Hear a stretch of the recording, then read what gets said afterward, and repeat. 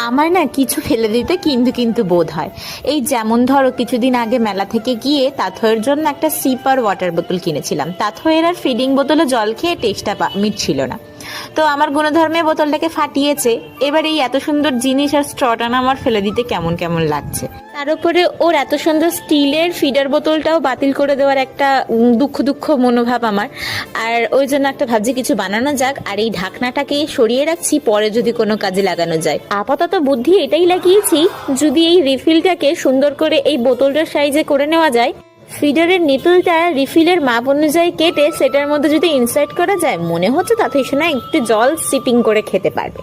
তো দেখা যাক কতটা কি সাকসেস পাই আমি। তো যেমন ভাবনা চিন্তা তেমন কাজেও লেগে পড়েছি।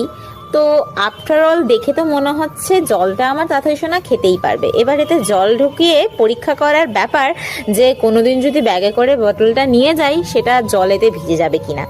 কিন্তু দেখলাম না, আমি কিন্তু আমার পরীক্ষাতে পাশ করেছি। এই ক্যাপটা আটকে দিলে জল পড়বেই না। এবার তাড়াতাড়ি সোনা যতই ছুঁড়ে মারুক ভাঙবে না।